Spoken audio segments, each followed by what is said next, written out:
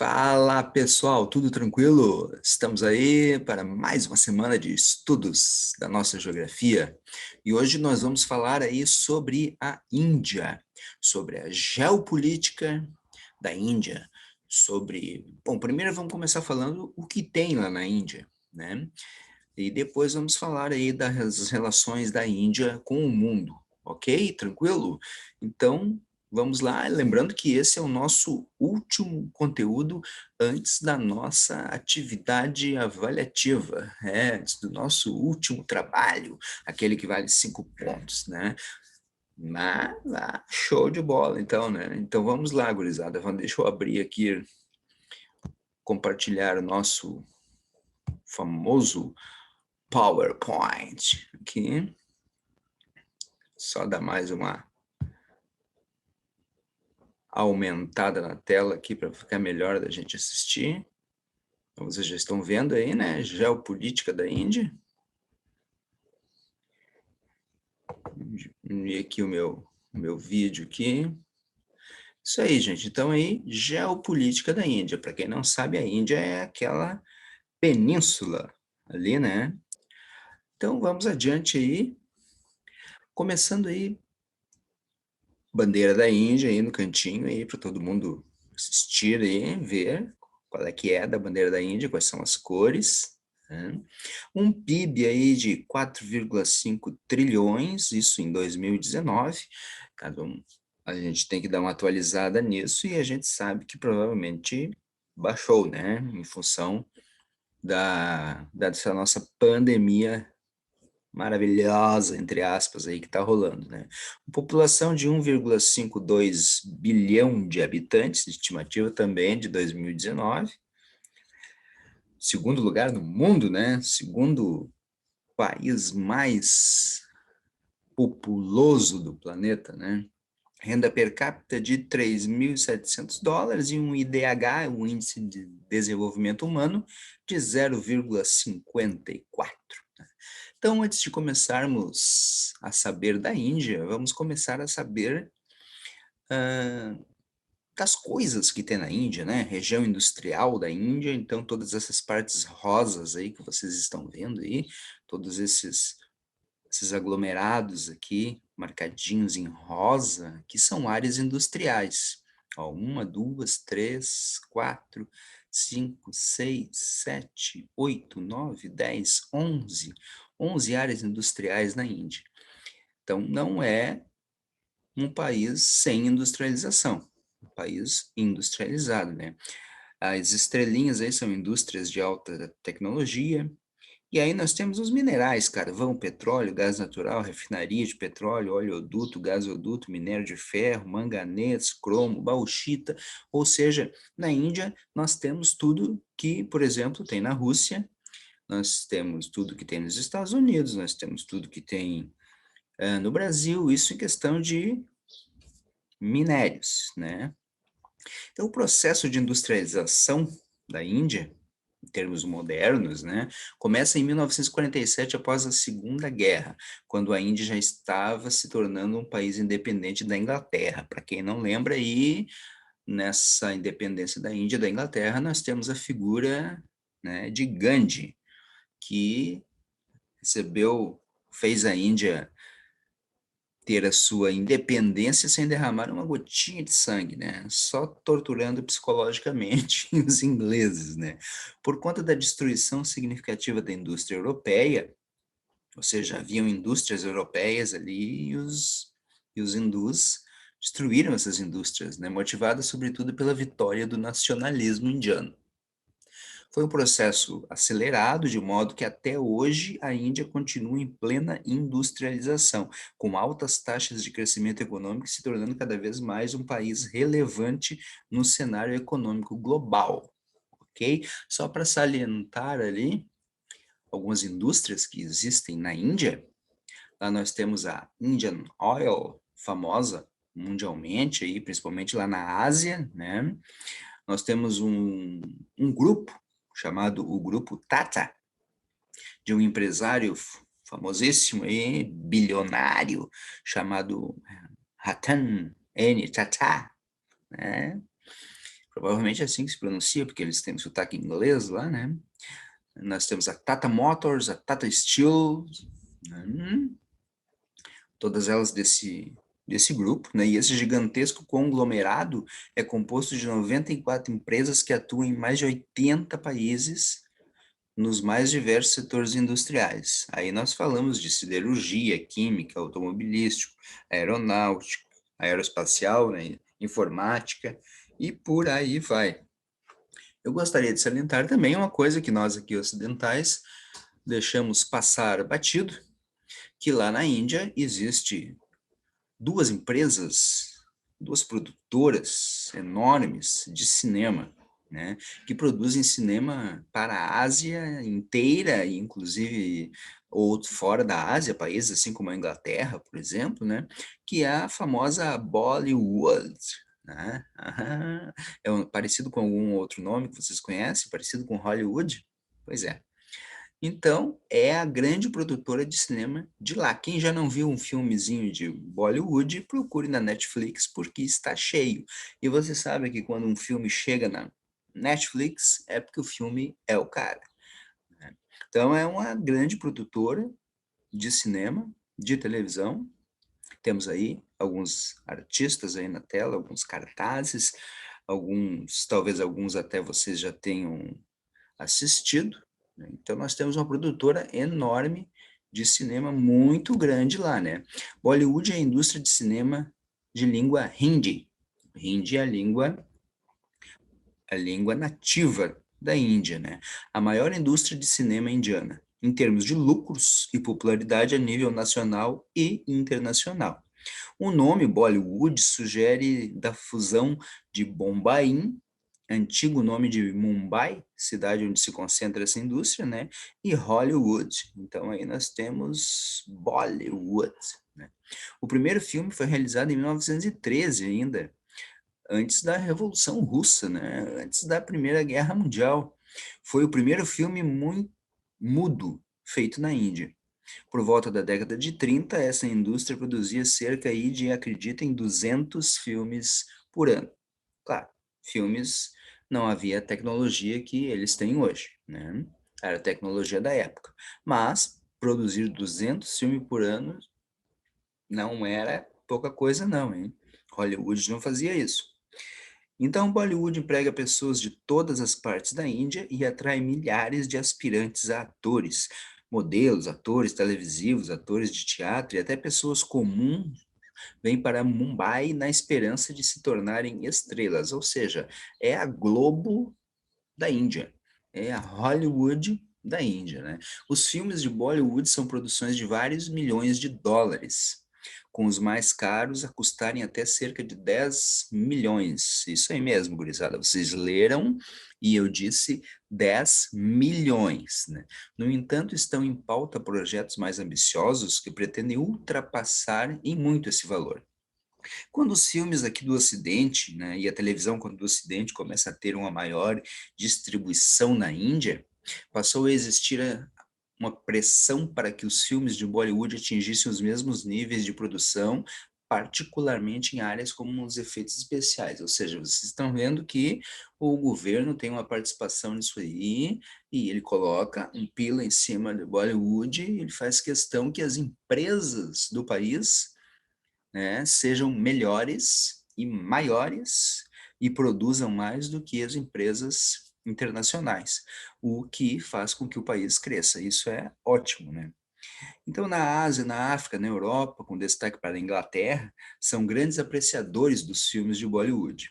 Bollywood não é muito popular na América do Sul, né, isso obviamente por causa do nosso contato aqui direto aqui, contatos e contratos, né, diretos aqui com Hollywood, né.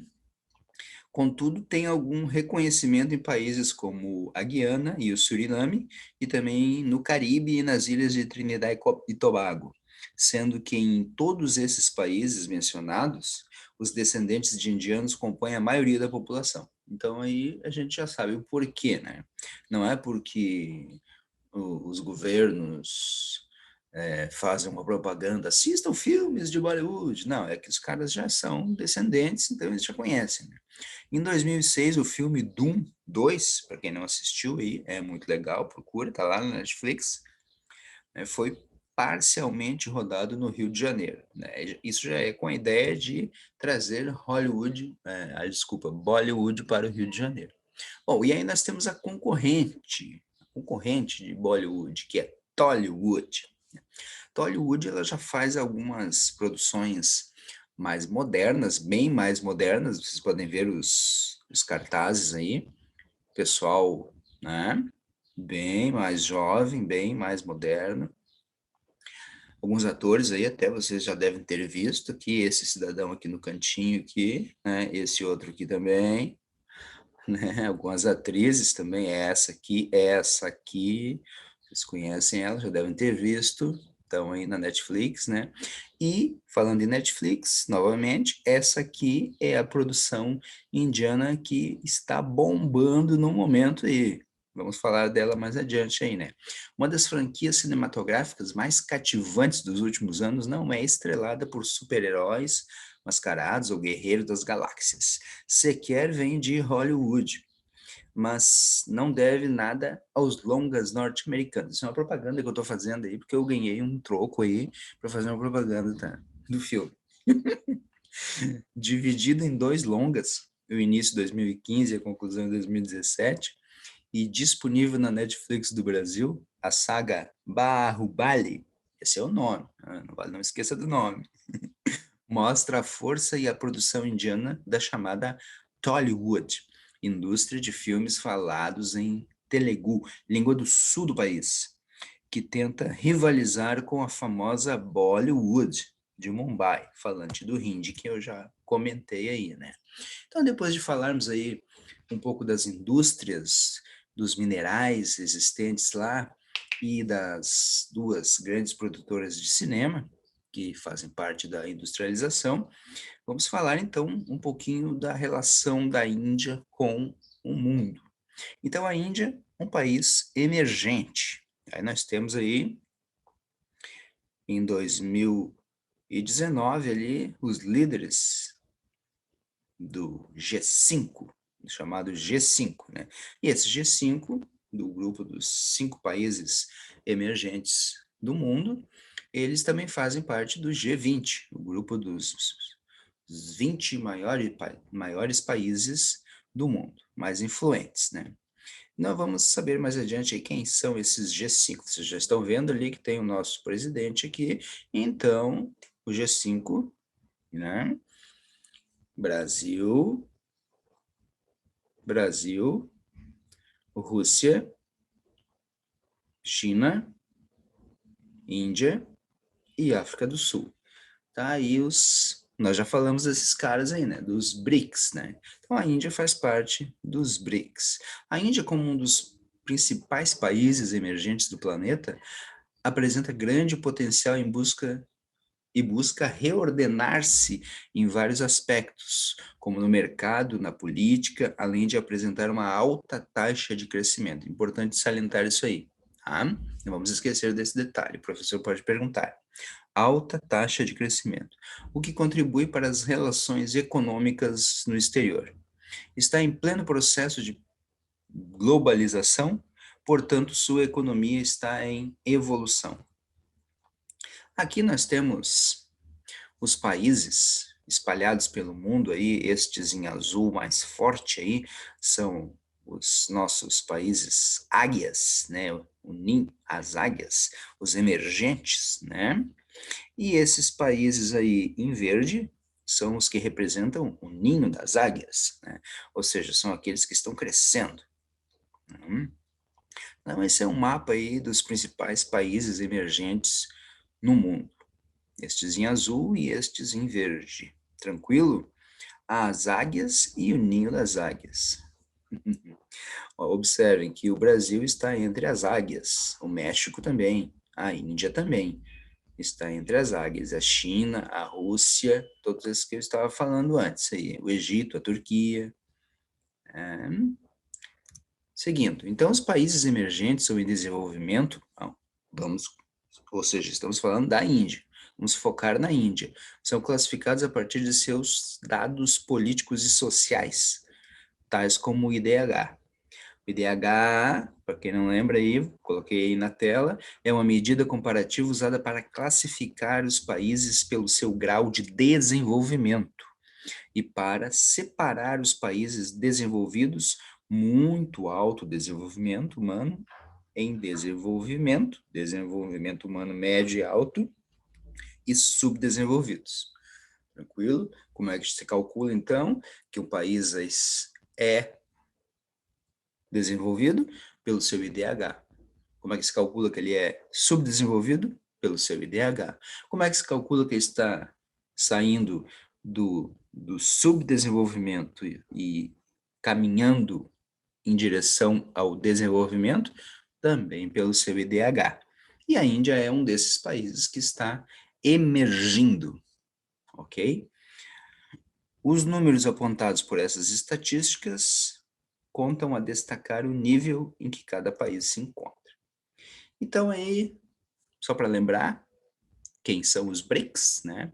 Brasil, Rússia, Índia, China e África do Sul, que eu já comentei agora há pouco, quando mostrei as fotos dos presidentes.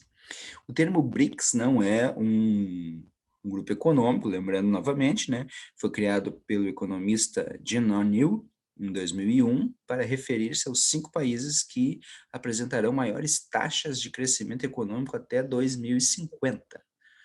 Ou seja, estamos a caminho. BRICS são iniciais de Brasil, Rússia, Índia, China e África do Sul, como eu já falei, né? África do Sul, no caso, em inglês, né? Sul-África.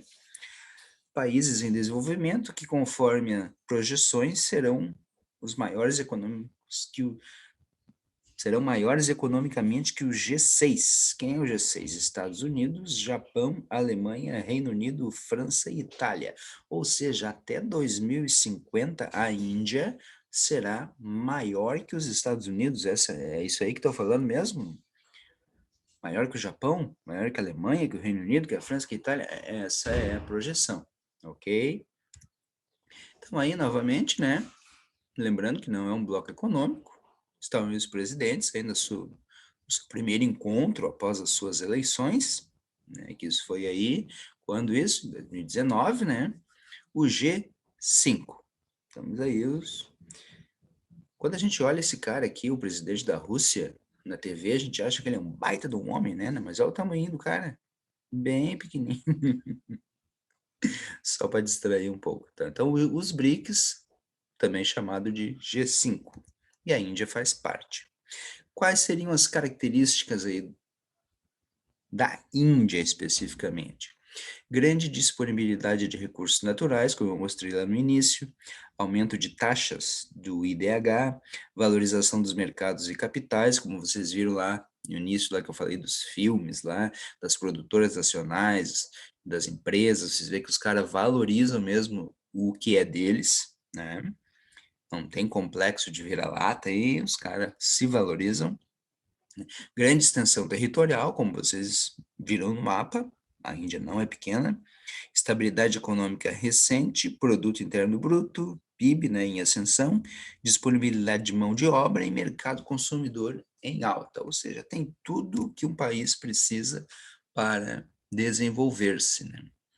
Então, quais são os objetivos da Índia no BRICS e no mundo, né? Trabalhar coletivamente, acordos financeiros, diálogo, interação política, ampliação de contatos, cooperação mútua, desenvolvimento de projetos. Ou seja, a Índia tem projetos com esses caras aí que eu falei, dos BRICS, e com o G20, com os países mais poderosos do planeta. Falando neles, né? Aqui estão os países mais poderosos do planeta: África do Sul, que faz parte dos BRICS. Aí temos os que fazem parte do G20. A Alemanha, a Arábia Saudita, grande produtora de petróleo, aí, que todo mundo sabe, Argentina, Austrália, Brasil, BRICS de novo, né?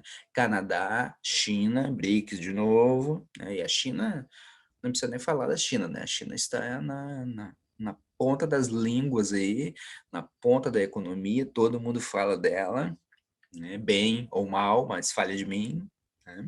Coreia do Sul já fazia parte do G20, Estados Unidos, França, Índia, a nossa Índia aí que nós estamos falando, que está no BRICS, mas estando no BRICS está dentro do G20 também. Indonésia, tá? Aquela parte ali dos tigres asiáticos, ali, grandes produtores, fábrica do mundo, né? Itália, Japão, México, Reino Unido, países da Europa aí, com exceção do México, né? Mas Reino Unido, Itália ali, países da Europa que são antigos dentro do G20. Uma grande novidade aí dentro do G20 é o México, um país da América Latina e que cresceu exponencialmente nos últimos anos aí, merecendo estar dentro dos 20 maiores países do mundo, né? A Rússia, que também faz parte do G20, a Rússia, depois de grande potência mundial, historicamente potência mundial, agora ela teve uma certa decadência e está em emergência de novo para ser um país desenvolvido. Turquia e os países membros da União Europeia. Aí nós falamos de todos os países membros da União Europeia. Ou seja, não são, quer dizer que esse G20 não são somente 20 países, né? Nós temos, dentro da União Europeia, vários países. Aqui está essa foto aí, nós temos o último encontro que esses líderes tiveram, que foi aqui, olha a data, fevereiro de 2020, nesse ano. Ok? Então temos aí o nosso presidente, o presidente da Índia, o presidente da África do Sul, o presidente da China, né? E o presidente da Rússia devem estar espalhados por aqui, né? Nem vamos procurar ele, porque é muita gente. Mas são os representantes aí do G20. Se vocês contarem, tem muito mais do que 20, né? Isso por causa dos membros da União Europeia. Então, isso aí, gente, foi a nossa aula de hoje. Deixa eu parar de compartilhar aqui. Voltar ao meu vídeo aqui para vocês verem a minha face linda e careca e maravilhosa de novo, né? Então, essa foi a aula de hoje. Lembrando que é o nosso último conteúdo desse bimestre, nosso primeiro bimestre, né? Então, significa que na sequência aí teremos uma atividade avaliativa, um trabalho, né, avaliativo, né? E aguardo vocês aí então para uma revisão. Vamos revisar todos os conteúdos que nós tivemos na próxima aula. Fiquem com Deus. Até mais. Obrigado pela participação, obrigado pela audiência desses vídeos, dessas videoaulas que o professor faz. Muito obrigado por assistirem, né? Porque quando a gente faz alguma coisa, a gente gosta que o pessoal assista. Tranquilo, então, gente. Muito obrigado pela participação, né? Espero ter ajudado aí no entendimento, porque às vezes escutar é melhor do que ler, né? A gente consegue botar alguns comentários aí que não estão no texto, isso auxilia muito. Então, fiquem com Deus, cuidem-se, usem máscara por enquanto, né? Grande abraço. Fiquem com Deus.